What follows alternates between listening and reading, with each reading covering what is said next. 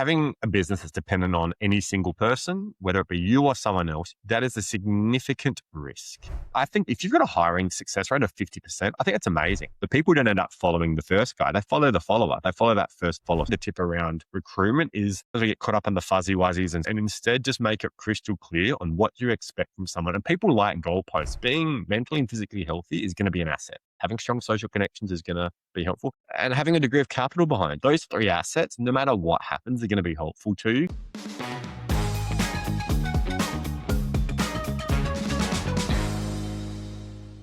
Hello and welcome to another episode of Better Business, Better Life. I'm your host, Debra Chantry-Taylor, and I'm passionate about helping entrepreneurs lead their best life. I started this show back in 2020 with the idea of sharing the highs and lows of entrepreneurship and how people got to where they got to and how they created a better life by creating a better business. And so the guests that I invite on the show, I tell them I want them to be completely open and honest about how their journey has gone. Today's guest has done exactly that. So today's guest purchased a 2-chair dental practice with possums in the walls, carpet in one of the treatment rooms, no computers, and an autoclave in the kitchen. Nobody thought it had a future, but he managed to turn it around and sold that dental practice to private equity in a very rare, unique walk-in, walk-out deal. He is also an author, an aspiring politician, and loves removing teeth. And he has actually read his height in business books, which is no mean feat given that he is 6'6". Today's guest is Dr. Michael Filosi.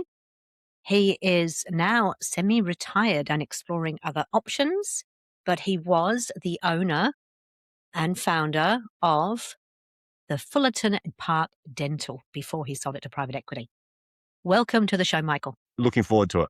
So am I. I mean, we had a bit of a chat offline before we came onto the podcast. I've learned a few interesting things about you. So I'd love if you would, for you to share with the listeners your journey, because you're a dentist by trade, but not anymore.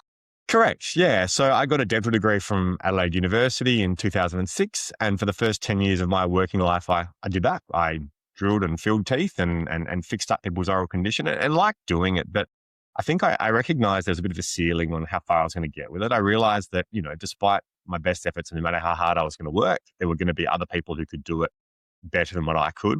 And so I kind of pondered that a bit. And, where does that leave me? What do I do?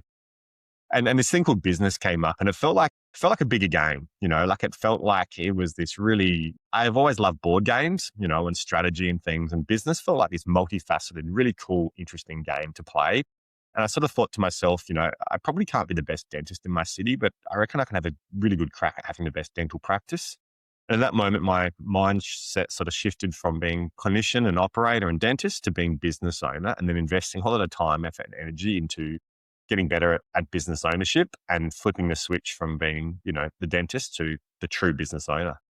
It's funny that you say it's like a game, because I always refer to business as being a game. And with every game, there are obviously rules. You know how to win, you know how you get penalties, all the things. So I think that's an interesting analogy. So I know that you got in contact with me to come on the podcast by sending me a photo of you against a whole pile of books, which I can see in the background there.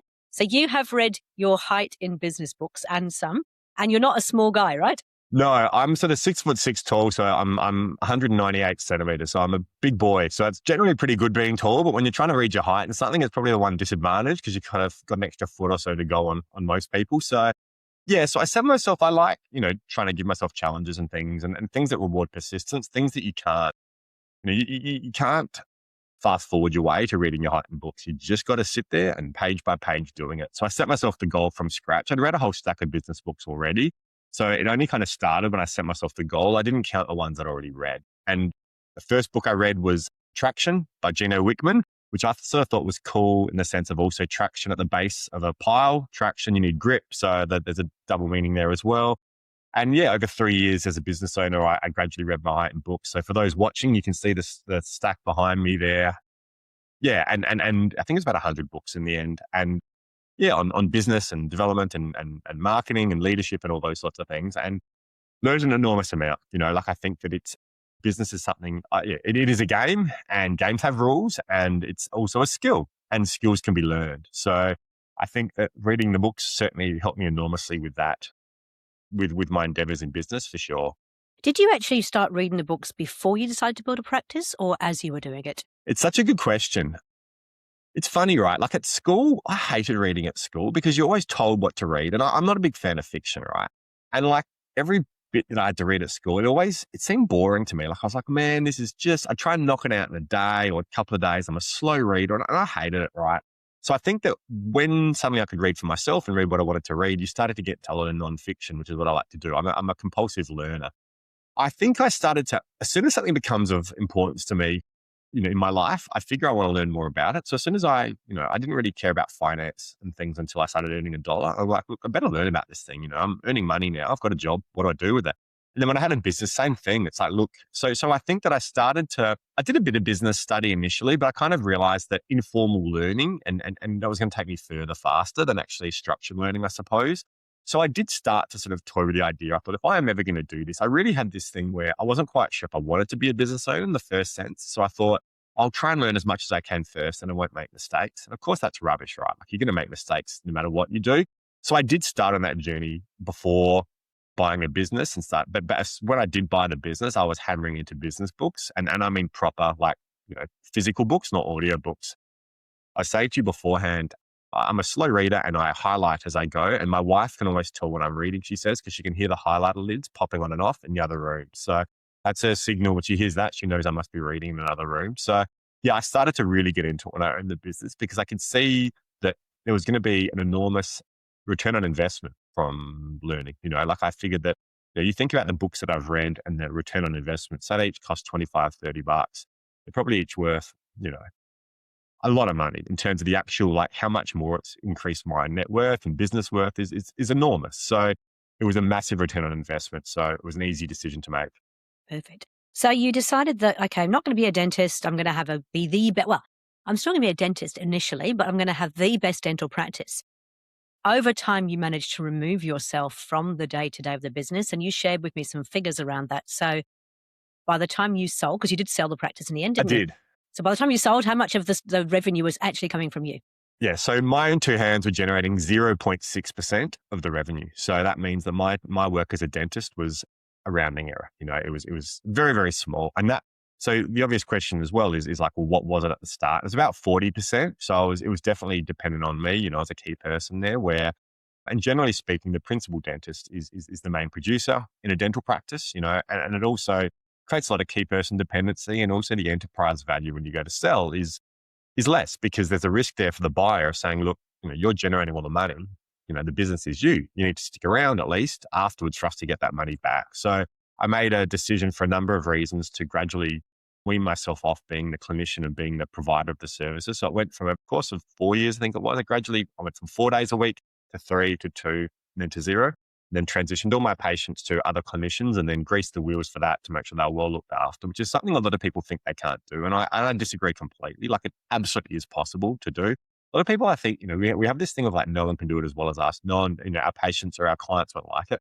And I'm sorry, but I couldn't disagree more, and I think that there's better clinical dentists than me. So if someone wanted to say to me, oh, Michael, I think I'm better clinically than you. Yeah, quite possibly, right? Like I wouldn't argue the toss, but in terms of I knew how to build my own book, I knew how to grow my patient base there. I was very popular. I had 400 plus 5-star Google reviews with my name on them saying how much they like me. So if I can do it, anyone can do it. It's just a matter of committing to it and then going about and setting a goal, being long-term about it, but having a plan, like how am I going to execute on this? Not just waking up and deciding to do it, but if I'm going to transition off the tools and I'm going to build the business while my personal, my own exertion from the business doesn't create the revenue, you've got to have a plan. You've got to work to that, to be really clear in that, what that looks like, but it's absolutely possible. Yeah. I'm going to come back to that plan in a moment because I think that's going to be one of my real key questions. But I just want to talk about, because you did actually exit, you did sell the business to private equity, and you had quite a unique situation. And I think this ties in with what you just said. If you can completely remove yourself from the business, it means the sale can be very, very different, right? 100%. Yeah, absolutely. So I think that any business ultimately, it's like, do you have a high paying job or do you have an enterprise value there that you can actually sell at the end? And obviously the latter is preferable, so you want both ideally. So if you're earning money, but at the end you've got something to sell, that's great. I think that, anyone who's going to buy your business, it's basically a multiple times by the likelihood of future earnings. Now, if those future earnings are tied to one person, there's a risk they're taking. So as the risk goes up, the multiple goes down. They go, look, it all hinges on you, champ. I can't pay you that much because if you go down, the whole thing goes to nothing. So being strategic about it, the more you reduce your risk, the more you reduce your key person dependency. So when I sold, no one billed more than 17% of the revenue. So it was very, very broad base of clinicians all contributing something to the revenue, but no one person, including myself, it didn't hinge on any of us, which meant that when it came time for me to sell, ordinarily in a service-based industry, certainly in dentistry, when you go to sell, there's always, 70% and then 30%, there's clawbacks and earnouts Golden and retention. handcuffs. 100% the golden handcuffs. And I was super clear. I was like, I'm either all in or all out. There was no way I ever wanted to work for someone else after building the whole thing myself. And the only way I can engineer that and make a case to potential buyers to say, look, this is on a walk-in, walk-out basis. I know that's rare, but here's why, was if I can prove and demonstrate that the business did not hinge on me and my own personal exertion to run. So I created a true turnkey business that didn't rely on me to run. It didn't rely on my own hands, my own name and reputation in order for patients to return, which meant that when you put that proposal to possible buyers, the risk is a lot less for them because it doesn't rely on me. And I joked with them. I met with a number of buyers and sat in my office and I said to them, look, I know ordinarily you have people stick around, but I said, my terms will be from the outset that it's a walk in, walk out. I said, and frankly, I said, you don't want me sticking around because like someone who can turn what it was into this, like I'm always going to think I know better than you guys. And you don't want that. Like if you're buying it, you want a clear run at it. You want clear oxygen. You don't want me there meddling. You don't want me there thinking I know better. You want me long gone. I sort of said it with a joke, but I meant it seriously as well. And I do think both ways it played out. I was very clear. It's like, I don't want to be here. Like when it's not mine, I'm gone. But also I think it is in their interests too. Absolutely. That having the big guy stick around, the guy who turned, practice with possums in the walls that nobody thought had a future, quite literally, into a practice with 10 chairs and 35 plus staff and a very, very thriving practice is someone who's going to be potentially a thorn in the side of the new owner. So I was keen to make it a walk in, walk out and design it as such and pitched it as such. Perfect.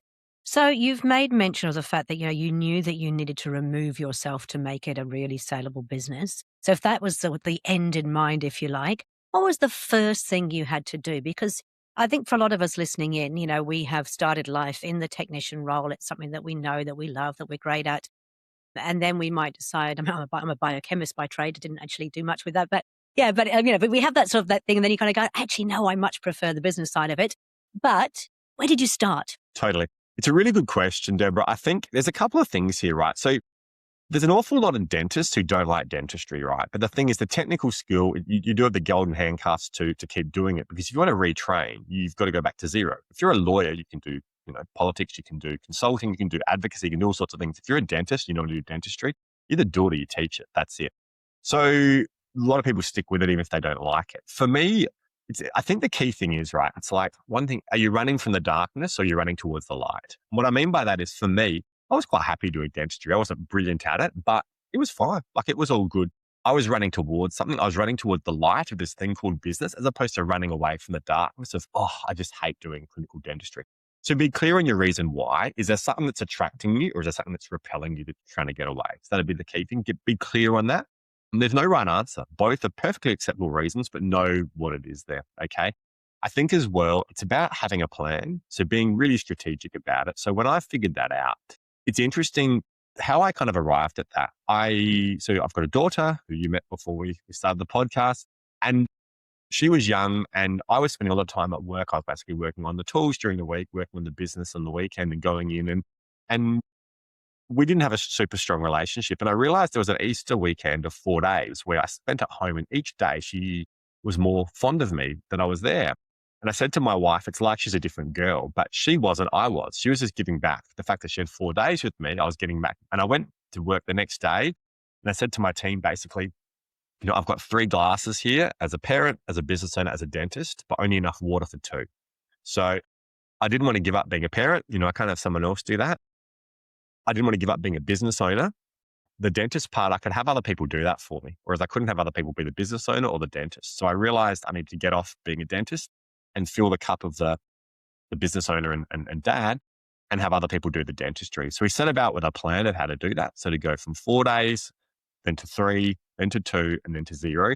How to communicate that to staff, how to communicate that to team, how do we do our handovers? And we lost very, very few patients from that. So I think you've got to execute with a plan. Don't just, you need to be really, really clear what you're trying to do. The other thing I'd say with it as well is, what's the saying? You've got to, if you've got to want to be a butterfly so much that you can't stand being a caterpillar anymore, and you can't go backwards, or, you can't have a foot on first base and second base at once. So when you go for it, so many people turn around and go back to first base. Oh, no, too hard. Or a few things didn't go well, go back. You got to commit and commit fully, and know your numbers as well. So you can, make sure that your income doesn't take an enormous hit. So, but make a plan, map it out, speak to your key team members, explain to them why you're doing it, and map out a plan to do it. Now, I know that you've read Rocket Fuel as well, and Rocket Fuel talks about the two types of entrepreneurs that are required to run a business. You've got the visionary and you've got the integrator. Is that a concept that you introduced into your practice? Yeah, it's interesting, very much so. So it's something that I was very much the visionary. So I had the big ideas, and I could tell where the juicy fruit were. I had a really clear vision on this is where we need to get to. But I wasn't quite so good, or wasn't as good at getting people along for the ride necessarily. And I could demonstrate the behavior that I wanted them to emulate, but I needed an integrator to help achieve that. And I found one, and I found an exceptional one. So I had someone who was the yin to the yang, or the integrator to my visionary, who absolutely was brilliant at doing that. So she helped put my vision into action. She was able to get the team on board and get them all climbing up the ladders and picking those juicy fruit that I knew where they were. So absolutely, that was very much something. And it was a paradigm and a model that her and I, we didn't so much communicate to the team, but her and I were very familiar with, very comfortable with. We both understood that. We understood what we were both very good at in those roles, and also what our not so strong suits were in that role as well. So, and there was no ego around it. I didn't, I never went to her, oh, gee, you're not very great with ideas. And she wasn't, oh, well, you're not very good with this. Like and she was, there was overlap there, but clearly our roles were well defined of what they were. And we both, it was harmonized and worked extraordinarily successfully together to achieve big things in exactly those two, in those roles. I think the way that Mark and Gino describe it in that book is like puzzle pieces. You need to actually fit together. And yes, there'll be a little bit of overlap, but really the strengths and weaknesses need to balance each other. I actually use the analogy, because I'm a bit of a musician, and I use the analogy of conductor versus composer. So the composer has the grand idea of the music and writes the music and knows how it should sound. But if you actually put them in charge of employing the orchestra, holding the orchestra accountable, making sure they're playing at the right time, at the right level, this wouldn't happen. And the conductor, people don't realize, but they actually do. They're the general manager of the orchestra. They employ people, they fire people, they hold them all accountable. Yeah. I love that. I haven't heard that before, but that's brilliant. Yeah. So the composer and the conductor. So, and I'm just thinking about that. That applies perfectly to the relationship I had with Julia, who was the integrator. Yeah. She was the conductor. She got the band in. She organized who was playing what pieces and when, and got them all, playing to a baton, like she was the one actually conducting them. Absolutely. I think that's so true. I think another model, I think that a model of the first follower, there's a great YouTube clip on, it's the dancing guy.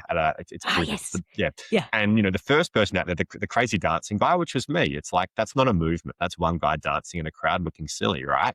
But it's actually the first follower who's the one who actually gives power to that movement. And because they validate that first individual dancing guy. And then the people don't end up following the first guy. They follow the follower. They follow that first follower. So they actually have the power. And they're the ones that people are emulating, not the first person. So I think that's another model that I found really helpful. Was I was the crazy guy dancing on my own at this concert. And then she was the one who comes up, follows my lead, demonstrates, hey, it's cool to do this too. And then the crowd follow her. The crowd follow that second person up. They're not following the first guy. And I think that was definitely the model that worked there. So I love all that though. The conductor and the composer, I love that. That's such a cool way of putting it. So I'm definitely going to use that too. So there's a few different ways to look at it, but the puzzle pieces as well, you've got to complement each other really well. And that's what we did. And yeah, of course, there's a bit of overlap, but chiefly we knew what our roles were. We're very, very comfortable in our own skin and with each other as well there. And it worked really well. I always say it's a little bit like a marriage too. Like you want to complement each other, but you want to have a little bit of tension. It's kind of, it's good that you're not always exactly on the same page and you have challenging each other, I suppose. you always get on the same page, but you're challenging each other's beliefs and whatnot. Okay, so you've talked about, having, well, first of all, knowing your why, which is, super important. And like you said, there's no right or wrong, but if you know why you're doing it, it means you're going to develop the right sort of end goal and plan. You talked about having sort of an end goal. And I always say, if you don't know where you're going, any road will get you there. So knowing where you're headed is really important. But then you develop a plan, and you had the plan to go from 4 to 3 to 2 to 1 to 0 kind of days. Did you share that with the whole team? The senior team definitely, and then the senior team communicated to everyone else. So I think you've got to kind of build a coalition of people who are on board. And I think that I'm always big on, in my view, if you're at the top of the organization, I didn't want to have to convince a whole group of people all at once. I didn't want a unionized workforce all disagreeing or coming back. People are naturally going to push back against change. So I wanted to break it down and do it one at a time or two at a time and get people on board individually. So I was quite sure if I sit in a room with them one-on-one or one-on-two, that I was going to be able to explain why I'm doing it and have them leave understanding that, versus trying to explain stuff to a whole group of people. Everyone's sitting there, their arms crossed. There's a whole lot of negative energy. It doesn't work. So explained it to my senior team initially, and they were totally on board for it. They understood that, why I was doing that. And then from there, it was conveyed to the broader team as well as to why. And I think when they understand why as well, that was really important. It was just, I need my weekends back, basically. I couldn't be coming into work. I really liked going into work on the weekends. It was quiet. I was on my own. I got just to knuckle down and do work without patients, without staff. It was great, but it wasn't sustainable. As a father and as a person, it wasn't. I realized I wasn't a great father during that period. So communicate to the senior team, and then communicate to everyone else, and again, having the integrator as to like, here's how we're going to do it. Here's how we're going to organize it. In dentistry, you book your patient 6 months in advance. Everything's got a 6-month lag phase. Any plan, it's going to take 6 months for it to start to bear itself out. So, but from there, we went, right, we're going to mark off the books in 6 months. He's only working 3 days, and then 2 days a year after that, then 0 days after. It's actually sort of quite a structured way of looking at it, isn't it? Okay. And the one thing I wanted to ask you as well, because I know that sometimes people hesitate to kind of share the bigger picture with the team, because sometimes it is personal motivators, and they hesitate to share financials and stuff too, because they're sort of worried that the team will maybe not understand them. But in my experience, I see the more that you share, the more vulnerable you are, the more open you are, the more people actually buy into what you're trying to do. And of course, it has a positive impact on them too, doesn't it? So what was the what's in it for them, for you creating that? It's interesting on this, and I have some fairly robust discussions with some good friends of mine who are business owners about to what extent you share the information. So I was very keen to share a lot of the reasons why we're doing things. I didn't share the financials, and I have this. I was never someone who was keen to do that. I thought that I knew everything within each of its life. I knew I had spreadsheets upon spreadsheets upon spreadsheets, and I tracked it all. But I didn't want, the thing is with dentistry, it's big money in, big money out. And it's easy to look at some of those figures and think, oh, gee, Michael's making a mint. But it's harder to convey the reality of how much goes out the door too. And I felt that if I was to share some of those figures coming in, that it would be difficult to convey the fact that that money doesn't all land in my bank. It does land in my bank account, but then you've got masses of money going out as well. So in the end, I didn't share a whole lot of that, to be honest. What I did do, and what I found with my integrator, is I had all these spreadsheets, and I hadn't fully shared a lot of the details with her for a long period. So it kind of meant she was playing chess with half the chessboard, right? Coven, And so she could make good decisions, but she also couldn't see everything. And a few years in, I realized, look, if you really want her to help you, and like you said, if I'm vulnerable about it, the more open and honest I was with her, the stronger our relationship and the better we performed together as one, and the more she could help me. So there was a point where I'm like, hey, I've got all this data and all this information. And she sort of said, jokingly, but actually, this would have been helpful, Michael, to like everything she's done. But, then she had it there. So I was like, righto, cards on the table here. And I was super duper transparent with everything. It's like, here it all is. Or if I was having a trouble with something, it's like the more I could be open and honest with her, the more that she could help me. If I'm like, this is exactly where I'm getting stuck, this is exactly what I don't know what to do, this is exactly where I'm struggling, then she could assist me with that there. And likewise with the figures as well, it was suddenly all out in the open, and she could see very, very clearly. And she had a really good business head. So she understood.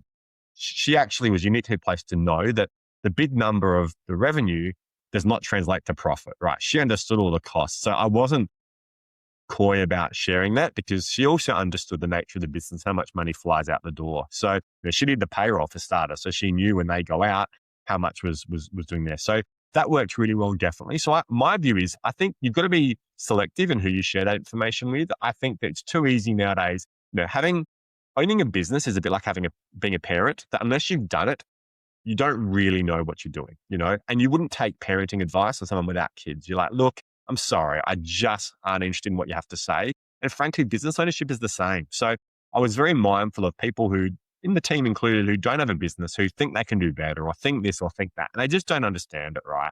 So I didn't see a compelling reason to share all the figures with them because I didn't feel like it was an accurate representation. I didn't feel like they were going to get any value from it, except for one person who was very high level, very much across these things, very much understood both sides of the ledger rather than just focusing on one number. And that served me well. Yeah, I was perfectly comfortable with that. I have a slightly different view. I'm going to share it go for it. Over 600 business owners throughout my kind of coaching career and also owned a few businesses myself. I think that you can't just share numbers without context for sure, because otherwise they always think, they just look at the revenue figure and go, oh my goodness, you're turning over 20 million, making $20 million. No, that's revenue. So you have to go through an education process to share. And we always get our clients to share the high level revenue and either a net or a gross profit figure, but we teach people about net and gross profit and what that means. And I suppose my thing is, I think that you're right. They think you're earning more than you are. Totally. So in actual fact, if you leave a vacuum, they will fill it with whatever they think. Whereas if you actually give them the real things, sure, you have to spend some time teaching them about that, but they will then start to understand that actually that's not the money going into your bank account. So I've seen it work in businesses. I understand the nervousness around it. And I think you have to do it with context. Otherwise, it's not, they don't understand it. I think you make a really good point, and it's quite possible I just never figured out a way to do it well, and that's, I'm comfortable with that too. It's definitely a bias of mine. Like I came into it as someone who, I've not been someone, I think money, any skill becomes a weakness if you take it too far. So I understand finance very well, but also there's some, shark music and hot button issues there, which probably prevent me from some of these things that you've talked about 100%. So I think that's fair. And it gives me pause for thought. It's certainly something I was never able to figure out a way that I felt comfortable doing that. But that's very different to saying, it can't be done, which I would not say that at all. And I think what you've said and illustrated is a really good point, that if you can explain both sides of it and communicate that and the difference between these things and give context, which is exactly what you said, then you're better at it than I am, and go for it. Yeah, do it. I think it makes a lot of sense. You said that running a business is like being a parent, and we said that too. It absolutely is, which means, you have to have a set of rules. You have to repeat yourself several times, otherwise kids don't say it. So I think, we always say you actually have to repeat something 32 times now before somebody really hears it for the first time. So in the beginning, you're sharing numbers, they won't get it. It's 32 times later, they'll finally get it. So it takes a lot of effort. If you want to add 2 more books to your list, there's 2 that I would highly recommend. One of them is Maverick, written back in the 1970s by a guy called Ricardo Semler. And he had a completely open book policy. He ran a freighting company, I think it was. And he had a completely open book policy, including right the way down to everybody saw everybody else's salaries. It was phenomenal. Now, I personally would not be able to go that far. That doesn't sit well with me, but really, really interesting book to kind of open your mind to it. And the other one, I don't know if I can see it in there, is a book called Profit Work. No, is it? No, where is it? I've got it right here because I was reading it the other day. That's right. Yeah, no, Profit Works. So Profit Works is a book that talks about how you can share numbers with people and create incentive plans that are based on profitability rather than just results. Because I think a lot of people do, but I've done my job and I should get a reward. It's like, well, no, we need to actually make profit for you to get that as well. Yeah. I think that's really valid. I've written those 2 down, Deborah. I think, it is interesting. I've kind of always held the view that, you're not paid to do your job, you're paid to do it well, right? That's the first thing. So I do my job well, it's great. And you get paid 100% of your wage for 100% of your effort, So it's like, saying, I try really hard. It's like, well, I hope you try really hard. Like that's kind of the point of it.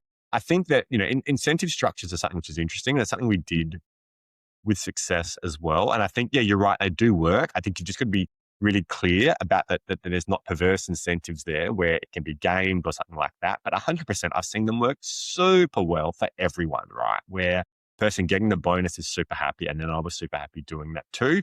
Because you got to make sure the right person is incentivized as well, because not everyone can move those levers that you need. But also, you just got to make sure you marry up, so you're both super happy when it happens. When you see the money leaving your bank account, you're like, I'm never more happy than to pay this out because you've earned it, you deserve it, and it means I'm winning. We're both winning. We're both winning the game. Yeah. And your thing about the wages thing, I use the term fair exchange, right? So it's like a fair exchange. I pay you a fair amount of salary to be here. In exchange, I expect you to actually do your job. And then we pay for performance and rewards above that. Hey, you did mention that you have the right people. Did you ever have any wrong people in your business, and what effect did they have? Absolutely. Like enormously so. So I've got this thing that I came up with, flags and flagpoles. So flags are the team members who, go whichever way the wind's going, right? And on a warm, sunny day, they're up and everyone's looking at them and they're happy. So when the business is going well, they're great.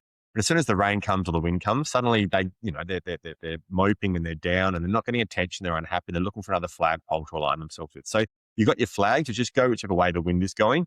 Then you've got your flagpoles. Now, they're the really valuable team members, but like a flagpole, they're kind of unremarkable sometimes. No one goes and looks and goes, that's a heck of a flagpole, So the flags are the ones that want all the attention and they're the ones buzzing about and look at me. But the flagpoles are doing the heavy lifting. So without a flagpole, the flag is just a dirty rag, right? It's just going to be on the ground, nothing supporting it there. So, the flagpole, rain, hail or shine, it's upright, strong, pointing straight up. It doesn't matter which way the wind's going. It's robust and dependable there. So, I've worked with flags, I've worked with flagpoles, and I prefer flagpoles, of course. And you've got to try and surround yourself with the people who are the flagpoles there, who aren't waiting to see which way the wind's going or what everyone else thinks. They can form independent decisions and have the courage to communicate those as well. So we absolutely had I think if you've got a hiring success rate of 50%, I think that's amazing. I genuinely think that, I don't think ours was any higher than that. We absolutely employed some people who weren't great. We went through a very tough period there. We had a couple of senior people who were, undermining myself and another senior team member.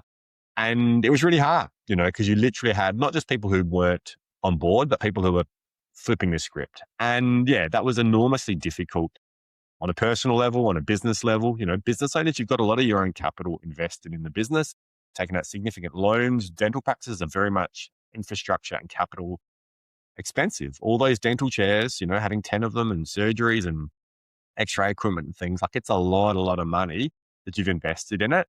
So when things turn against you, it's, particularly the team, it's absolutely enormously frustrating, disappointing and heartbreaking, because you just, it's really difficult. And we had that happen. And it's just, in some ways you feel like you're, disappointed in new and interesting ways each day about how, people can occasionally do the wrong thing. Now, there's a whole lot of other people who are the flagpoles who, Morgan Housel has this idea, right, on money. He writes on the psychology of money. And he talks about the fact that 10% of people, they never need help investing in with money. They just leave the womb understanding compound interest and saving and those things. 10% of people can't be helped. No matter what you do, they're just going to always be losing a lot, never saving. And I think with team members, it's a bit the same. 10% of people save. You can bring in and they don't need any supervision. They don't need accountability structures. They're always going to do the right thing, whether anyone's watching them or not. 10% of people, no matter what you do, you could sit there and watch the Michael Hall and they'll still have a lend. And you're like, are you serious? Like, I'm right here. And you're, So, and I think then there's the 80% in between. So I think that kind of resonates with me a bit as well. You've got the 10% who'll do the right thing no matter what, which is your flagpoles, that they don't need that constant. You've also still got to make sure you do pay them attention, a bit like a flagpole. They're easy to overlook, but you've got to make sure you go, do you know what? They turn up every day. They do the right thing. They're doing their job. Sometimes the flags get too much attention. Certainly in my case, they did, as opposed to the flagpoles. First of all, in terms of recruitment, how do you look for the right person? How do you because you're right, you can't always get it right, but there's certain things you can do to try and improve your chances. Yeah, look, what I would do, the key thing I'd say around recruitment is and you learn from experience, Debra. I found when I was younger, an employee dentist, I had a nurse who accused me of saying, oh, look, Michael, we had a bit of a bust up. I don't know what to expect if you're always changing the goalposts. And she was right. She was right. And that was a lesson for me to go, you've got to make expectations clear, Michael, right from the start. You can't have someone expect to keep moving. If you keep moving the goalposts, or there's a perception of that. So that taught me that lesson very early on. So when I'm recruiting, I would front end everything, right? So front end expectations, because what can sometimes happen is someone joins, they do something, oh, sorry, you got to do it. Okay, sure. Oh, sorry, you got to do it. Oh, sure. And 6 months in, you're like, you know what? I thought it was me. It's actually them. But you're 6 months in, you've trained them. You're like, oh, what do I do? So I'd front end everything. We had very clear systems. We had an intranet and they could read through every requirement of them for each of their roles. And I would have them read it before they started, right? So I wanted them on board understanding that. And we had for every single role for the business, we had the golden rules of Fullarton Park Dental, which is the business I owned. And then we also had the golden rules of X, which is the role. And I'd sit them in my office and I'd have them read through those, right? And I would have them opt in. So I think with recruiting, you don't want to get into an arm wrestle or try to convince people to work a certain way, to work your way. So what I learned, and a big thing with recruiting, I would literally, before we would offer them a job or a contract, I'd say, look, here's the golden rules for your position. Here's the expectations, right? Have a read through these at your leisure. If you're on board for this, fantastic. We'd love to have you here. If not, I totally get it. Like, I'm not everyone's cup of tea. This isn't everyone's cup of tea. Like, I'm happy to shake your hand and wish you well. But if you're working here, you have to actively opt in to this. And then that way it made expectations clear from the start. There wasn't any talk afterwards of, oh, I didn't think, I didn't realize, I didn't know. So I'd say big key with retention is to front end all those discussions, get over the fluffy stuff of, oh, I'm really excited. Yeah, really excited. Is make those things really clear, front end it, give them the document, like, here's what we need from you. Are you actively willing to commit to this? Because once you sign that contract, I'm expecting you to do that. And if you don't want to, tell me now. Don't take the job. You can withdraw your labor anytime you want. It's not compulsory to work here. But if you can't do it, I can't employ you. So that would be the tip around recruitment is, sometimes we get caught up in the fuzzy wuzzies. And so it's like, and instead just make it crystal clear on what you expect from someone. And people like goalposts. We found we get a lot of positive feedback around that. To go, I am so happy because I know exactly what you need from me, Michael. They knew exactly where the goalposts were. So I could kick a goal and know that when they went home, they didn't have to worry about whether I'd be happy with their performance. They knew it was documented. So I think that would be a really, really key thing, Debra, with recruitment, is to make expectations clear, front end that discussion. I call it the scare them away speech. Scare them away. It's like, and the same even with your advertising and whatnot as well. It's like, you don't want to make it a bed of roses and make it all sound beautiful and fairy lights and unicorns. It's kind of like, actually, no, this is the reality. But there's some fun stuff as well. But this is what we expect. And again, rules of the game. Can I just jump in on that? So just that's what you said is really interesting, right? And I think it was Zappos, Tony Shea, where they'd get through the interview. And then I think after a month, they'd offer someone money to leave. And basically they're like, or the ski off. I've heard another thing of saying, here's the reasons not to take the job. We have high expectations. Like, if you want to, and we'd make that clear too. We are a busy practice. If you want to sit around and we had someone, it was really a dental assistant who was experienced, and she did a day of a trial. And we offered her the job, and she said no. We're like, oh, why? And she said, it's like NASA here. Like, everything's so well organized. It was too much for her. I'm like, oh, okay. And it was kind of like, I'm glad she told us, right? But yeah, she's like, yeah, it's like NASA. Like, everything's so I'm like, well, if that's not your bag. So I like that, the scare them off speech. And I think we do that with saying, we are busy. You will be busy. If you don't like being busy, don't take the job, So I think it's a really good way of putting it, that sort of thing of saying, we'd talk about our way of doing things. That we need you to commit to this. Like, we don't want to come in we don't need a white knight. We don't need to save you. We don't need someone to tell us how to do our jobs. Like, we're not that business. We're going really well. We need people to buy in. So if you're coming in thinking you know better, it ain't going to work. Just like jump in, buy in, happy days. Yeah. Beautiful. I love it. Okay. But as we said before, sometimes, with all the best intentions and everything else, we still get somebody who kind of gets through that. Even if you've offered the payout at the end of the month, and they still stay because some people, let's be honest, stay because they want the paycheck. They want the title, not necessarily the actual role. So what do you do in that situation? What have you had to do?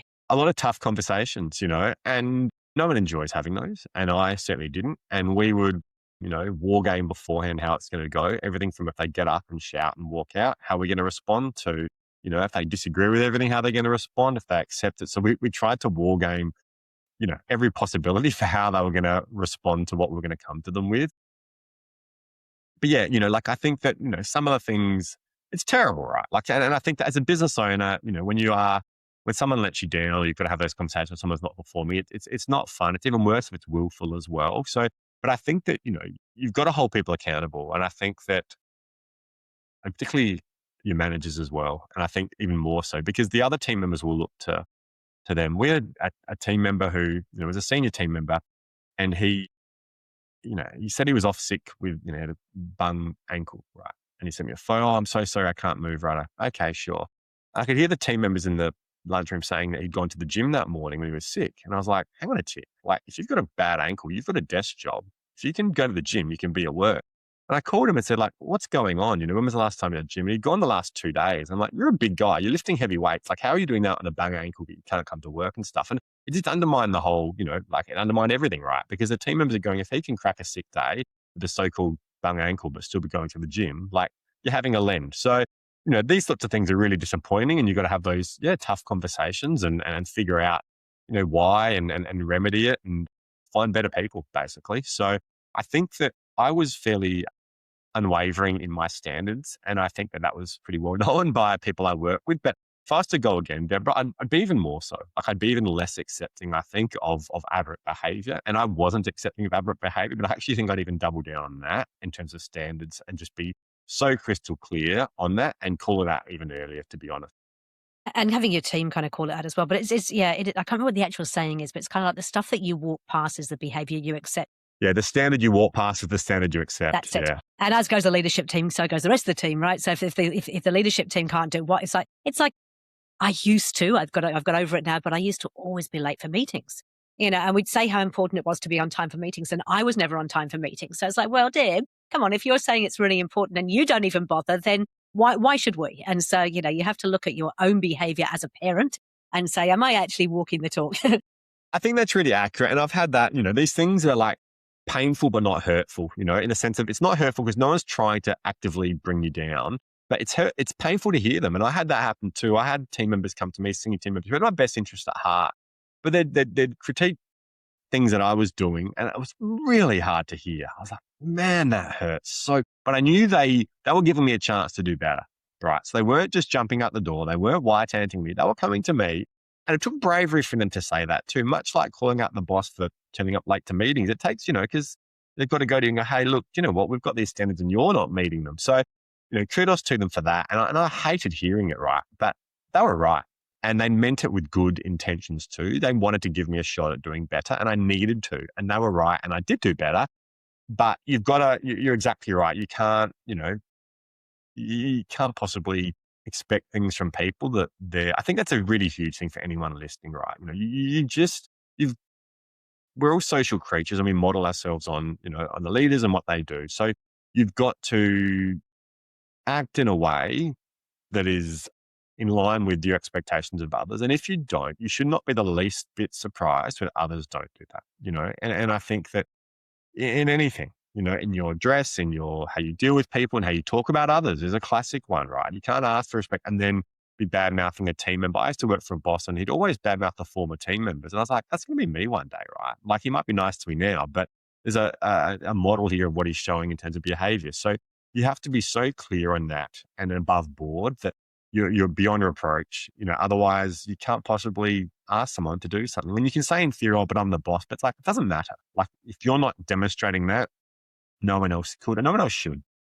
I completely agree. And it's interesting. My integrator the other day actually called me out on some of my behavior we have a level 10 weekly meeting, and she called me out on my behavior in that. And it was really hard because she told me I was getting defensive, which of course immediately made me defensive. Yeah. And so, but we had the conversation, and at the time I was like, oh, this is not fair. Then it's like, actually, isn't it brilliant that I have a team that is actually willing to have those difficult conversations with me? Because as the boss, we can often be a bit scary, a bit, unapproachable, and can't talk to Deborah about that because she's the owner. But actually, you want that environment. You want them to challenge everything with each other and with ourselves. You bang on, and you want them to drive those high standards, including with you. Like, it's funny. I had 2 team members, senior team members, and it was like good cop, bad cop a little bit. And I did it kind of over the course of a week, and it was, I think the aircon wasn't working. So it literally felt, I was like, wow, it's hot in here. Like, as they're talking to me, I was thinking, and they were right. They were so right. Like, every single thing they said was accurate. So, as I said, it was so painful to hear, but it wasn't hurtful because I knew these 2 people really cared about me. They cared about the business. They wanted to give me a shot at getting better. So I couldn't possibly hang it on them. Oh, but it's like, they were right. And they did it the right way. They were critiquing behavior, not personality. They were like, these are the behaviors. We like you, Michael, but these behaviors are not in line. Like, you are the bottleneck in the organization at the moment for these reasons. Until you address those, we're not going to get to those things you want to do. And over the course of a few days, but I just remember the aircon wasn't working and feeling like it was the good cop, bad cop under the harsh light there. Like, wow, this is hard to hear, But like you said, like, it would have been so hard for them knocking on my door and coming in and being like, we need to talk to you, Michael, about you, and that takes enormous courage, right? To say to the boss, hey, you're not doing good enough on these things, and full respect for doing that. Because the easy thing is to talk to everyone else about it, but not the boss. The easy thing to do is to go find another job, but instead to go, we want to give you a crack at trying to get better at this thing. And yep, I might, like in theory, I could be aggro or, treat them badly, whatever else. So they're risking their thing, but didn't happen, of course. And that builds a relationship too when you do actually accept that. And you're like, you know what? I was able to approach the guy and he actually, he didn't love hearing it clearly, but he didn't shout me down. He didn't snub me afterwards. He still said good morning the next morning and those things. And it kind of, you build. Yeah. It's the elephant in the room. And I think it's, it's really important that as a team, you have to be vulnerable as the owner in order for them to actually also have the same vulnerability. But as you said, you have to be open to, there's going to be times when you're going to get called out too. And that's okay. Hey, we've talked about some of the really good things. And obviously you've done an amazing job in terms of building the practice, selling it, moving on. But I know, because we spoke before the podcast, it wasn't all a bed of roses, right? It wasn't that beautiful classic hockey stick growth where nothing went wrong. We hear these stories of people who sit on a laptop on a beach operating a business. Is that how it was for you, Michael? It's so easy, like the passive income business. I didn't really do much and, I never really got stressed and things. It was just, so just be like me, everyone, if you're listening. It's super easy. If you're finding it hard at all, now, of course, I'm speaking in jest, right? So it was enormously difficult. And this is a thing, I quite enjoy things like that because it is, I won. I succeeded. I got to the top of Everest and my goodness, it was hard. All right. So if you're listening to this, you're going, I find this so challenging and so difficult. And I feel like my guts is torn up every day. Then I hear you. And that's from someone who's done it and done it well. So I want to be really honest about how hard business ownership is. It is a slog at times. The line in one of my favorite movies called The Princess Bride, and they're doing their sword fight. And one of the guys just goes, get used to disappointment.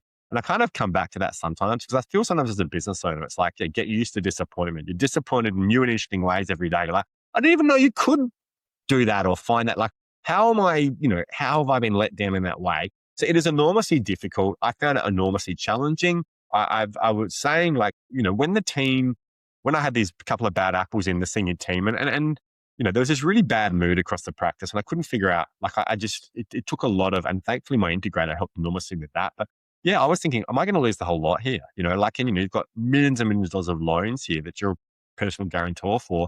And, I was going up into the toilet at 3 a.m, several nights a week and my wife's coming in to check if I'm okay. And it's just the stress of it all. So to those listening, right, like, yeah, it is enormously difficult. And that was actually a precursor to part of the reason why I thought, I had a conversation with a colleague and it became really clear to me, like, I can't, this is not good. I can't keep going on like this here. So it is enormously difficult being a business owner, and I think, the reward, you've got to make banks. You've got to find a way to, and I get the purpose of the meeting, all these other things, but people who say, oh, I don't care about the money. I'm like, look, you can have none of those other things, but if you're making money, you have a business. If you have all those other fluffy things and you're not making money, you got a hobby, right? So it's just not worth it, right? The risk versus return is just not worth it unless you're getting an outsized return. And you've got to drive that. And I'm really, really big on this. And I think there's a lot of people in business who don't drive that hard enough. And I think it's just, for the amount of time, effort, and heartache that you put in, you just must be finding a way and having a business and learning about business to make sure, at the very least, the bottom line is healthy and you're making yourself money, because otherwise you might as well work for someone else, So because you can get rid of all that risk, you can clock off and be done with it there. And if you're, earning 4/5 what you would as a business owner, take that. So you've got to actually be able to find a way and drive that really hard, because that's the payoff, right? For all the other heartache that comes with it, because it is enormously difficult. And I found it super duper challenging and I did it well. Like I was very good at it, but I still found it really difficult, and I make no secret of that. And yeah, it was very, very, very rewarding. The benefits were very, very high, but the cost was super high too. So I think that, and when that kind of flipped was part of the reason why I thought, you know what, now it just feels like, I no longer feel like I'm building anything. I'm just fixing things now. And the building is super fun. Building things, building a culture, building a team, building a business, building intranet. We did 2 significant renovations on the property. That's all really cool stuff. But just sitting in your office waiting for things to break, once you kind of reach the top and you're like just waiting for Slack to ping or an email to land or someone to come into it and not getting on with someone, like fixing things isn't anywhere near as fun and engaging as what building cool things is. It is interesting. Gino Wickman in his book, The EOS Life, talks about the 10-year cycle of business as well. And he says that, for every 10 years, you get 2 amazing years where you think the world is your oyster and everything's fantastic. You get 2 years that will almost kill you, almost take you down, and then 6 kind of average years. And that's how it happens. And so, business can be easy for a couple of years. But in general terms, you're always going to go through cycles where there's some ups and downs. And whether you like it or not, sometimes your really good people leave for good reason. And then that leaves a hole and you're going back through it. So it's just, economic downturn. I don't believe that's actually an excuse. I think it's an excuse rather than actual reason. But a lot of people don't plan for it. And so they do suffer because they haven't actually thought about, have we got money put aside for when we have the 2 bad years? Yeah. I think that's really well said. And I think, our cumulative average growth rate, so compounding rate, was 18% for 10 years, right? Which was very high for our industry. Yeah. When you've got certain constraints, of physical constraints and things like that there. But it wasn't 18 on 18 on 18 every year, right? But I think that, and we had some years and we were sailing. Like, we were just like, wow, the wind was in our sails and it was just taking off, which was enormous. So yeah, it's very much, it's the ups and the downs, and you do have some very good years and some very bad years. And I think that what's interesting is, right, it's funny. Having a rainy day money pot is super important and super helpful. And it's funny, I noticed this very, very clearly in the dental industry. There's a dental practice owners forum, right, on Facebook. And there's a fair bit of like, everyone's trumpeting how good they are. Yeah, great, whatever. COVID hits. It's amazing. The same people who are trumpeting they're doing all this fine dining were suddenly saying in the bones of their backside. And I'm like, hang on a tick. Like 2 months beforehand, you're saying, and it's like, oh, how could we have predicted COVID? How could this, how could that? And you're like, do you know what? You're right. You could not have predicted the exact circumstances. But here's the thing. What you should have predicted is the fact that stuff can go wrong. And no matter what that is, having something in, your back pocket is going to be helpful, right? So people said, oh, I couldn't have predicted COVID. It doesn't matter that you didn't predict the exact origin of what the disturbance was. The fact that you ought to have a rainy day money fund, right? And that's good planning. That's good business, So, because if you go to zero, you've lost, right? So you need that protection along the way there. Again, that gentleman, Morgan Housel, talks about the fact that, the world breaks every 10 years. Like you had the Gulf War in, September 11, 2001, then the GFC, 2008, 2010. Then you had COVID 2020. So almost on script, every 10 years, the world breaks, right? And things happen. So the fact that you can go, I didn't, who could have predicted September? Yeah, exactly right. It's like, well, of course not. Like no one can, predict it, but it's not the point. The point is to have optionality. And optionality is about have significant resources of your health, because no matter what happens, being mentally and physically healthy is going to be an asset, right? Having strong social connections, no matter what happens, having strong social connections is going to be helpful. And having a degree of capital behind you, because no matter what happens, going, I don't know where I'm going to eat is not a nice feeling. So having some degree of capital behind you is those 3 assets, no matter what happens, are going to be helpful to you. So I absolutely agree. It was funny seeing this dentist thing from the fine dining dentists blowing enormous amounts of money on dinner to suddenly not very long after preaching they couldn't make money and saying their staff are not going to pay them and things. It was just hilarious, right? It was frankly, it was nonsensical. So make bank, put money away, plan for a rainy day. Don't worry about looking rich, just get rich, right? So forget about what things look like. Oh, gee, are they this? Who cares? I'd rather have the money in assets, high-performing assets that no one can see. And if everyone doesn't know how, if I'm poor or rich or whatever else, I couldn't care less. But go to bed knowing that you've got that capital behind you. Yeah, absolutely. I always liken it because I'm a bit of a car girl, but also I love my animals too. I've got my dogs and my cat. And it's like, you shouldn't actually have an expensive car if you can't afford to fix it when it breaks. You shouldn't have dogs and cats and probably children if you can't afford to look after them when they get sick, because they're bloody expensive when they get sick. And it's similar with the business, but also I believe that you should be, and you talked about wargaming some stuff earlier. I think you should always be thinking about worst case scenario while you're in the good space. Because when you do it, when you're in the good space, you've got a clear mind. You can think about the plan B, the plan C, and you can put that thing away in a bottom drawer somewhere until something happens. But when something happens, you pull it out and it's been made with a clear mind rather than oh shit, the world's falling apart. What am I going to do, mind? I think the whole thing is, the time to repair the roof is when the sun is shining, right? So you might not be having rain coming in. You go, oh, what difference does it make? Yeah, it doesn't make any difference now, but you don't want to be repairing it when the water's pissing in from everywhere, right? Like repair it when the sun's shining, when things are going well, when happy days. So, have that plan for when things do go badly is absolutely imperative there, or at least know in the back of your mind. And when we're sailing, it's like, look, let's just hang on, but it ain't going to last forever. And we've got to, if we're investing and living like we think it will, we're going to get a big kick up the backside when it turns. And it will turn because it always does. Cool. Hey, look, we could talk for hours because we've got so much, but we've covered the good sides, we've covered kind of the bad sides. I always love for the listeners to take something away that they can actually work on. So you've got a huge amount of experience.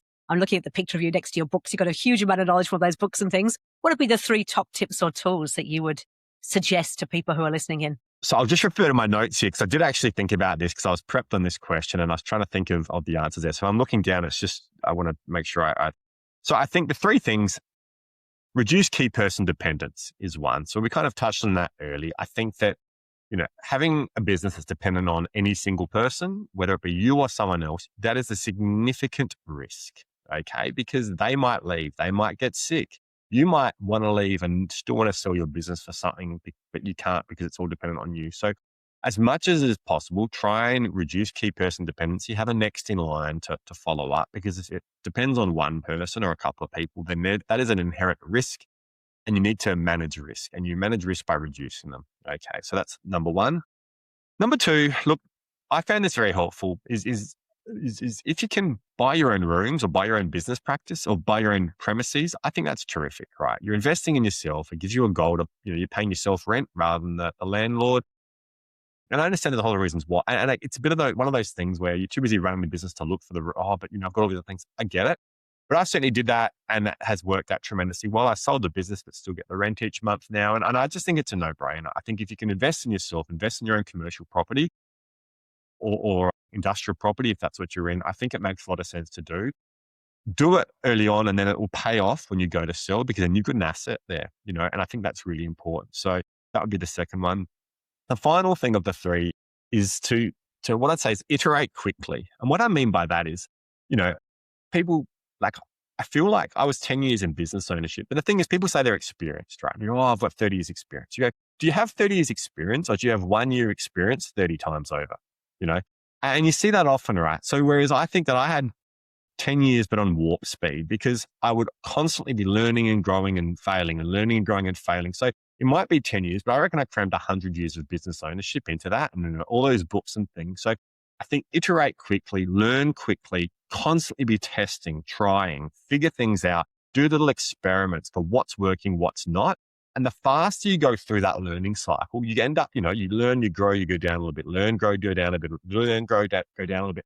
And you constantly, it's an upward trend, right? So whereas if you do that, the slower you do that, the less progress you make. So I'd encourage all the listeners to iterate quickly, figure out what does and doesn't work, constantly be testing, be trying, make small bets that if they fail, it's okay. Like, you go back a little bit, right? But then from that, you then learn something new. You get a new data point from which you can grow and learn again.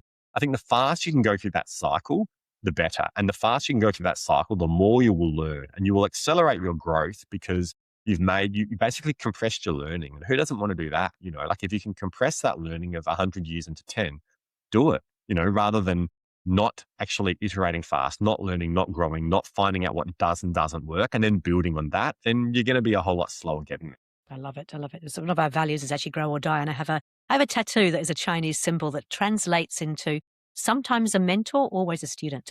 And I think for me, that is my mantra for life. It's like, actually, we always learn, and failure is not failure.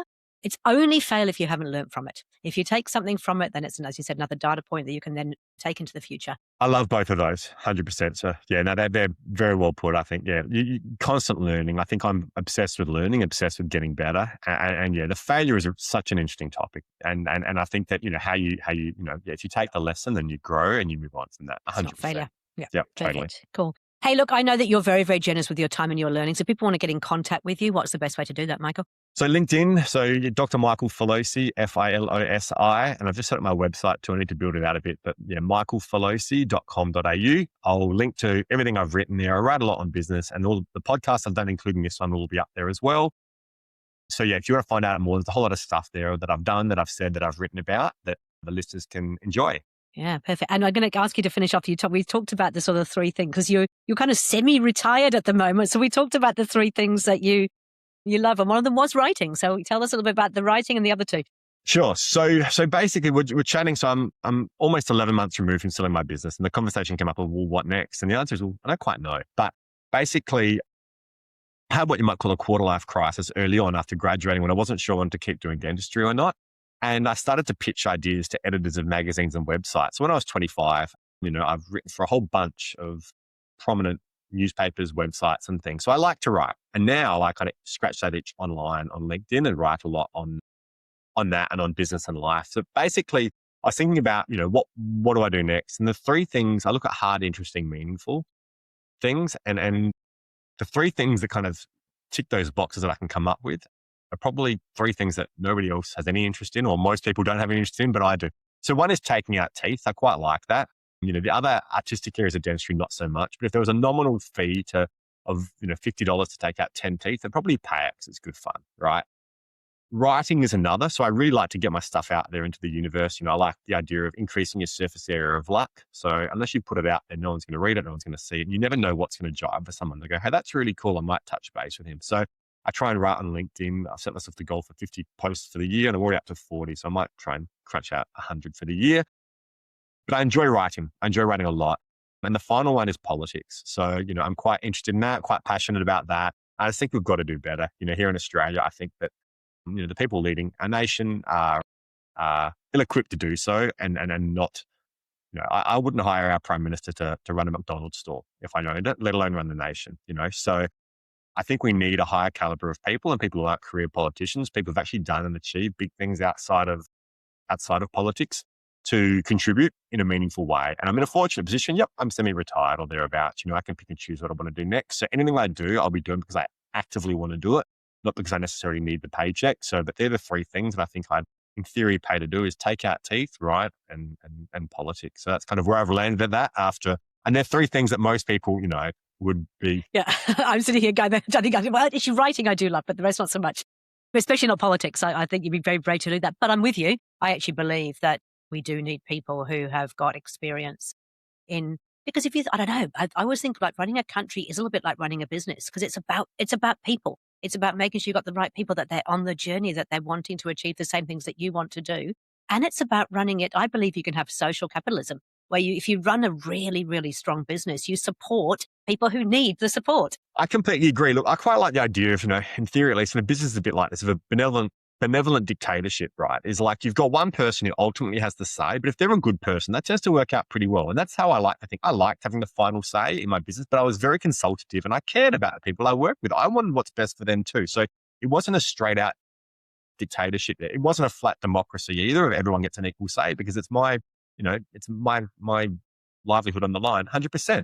So I like that idea as well. I think that, having had a broad experience as a healthcare practitioner, as a business owner, and done, very well from both, you have a broad lens through which to look at, and then be able to apply that to politics and the betterment of society. So I absolutely agree with you, that the politics needs more people who've done things outside of politics who can then turn their eye to that. I think, people who've only ever worked as, political staff, a union official, politician, it's just like, how you've got no lived experience of actually what the real world is like. How do you represent workers if you've never been one, right? And politics is a very small, it's not a real job, right? It's not like the rest of the world. So how do you hope to represent people who work if you've never actually worked a proper job in your life there? So I think that's kind of my view on it, and we'll see where that leads, but it's certainly something I'm very passionate about. And who knows, maybe we'll look back at this in a few years and reflect. I shall look forward to it. I shall follow with interest. But in the meantime, much rather you than me, but good on you. I'm pleased somebody's actually doing it. Yeah, thank you. Thank you so much for your time. Thank you for sharing so openly and sharing all your wisdom. Really appreciate it. Thank you very much, Deborah. It's been a pleasure. Thank you for having me on.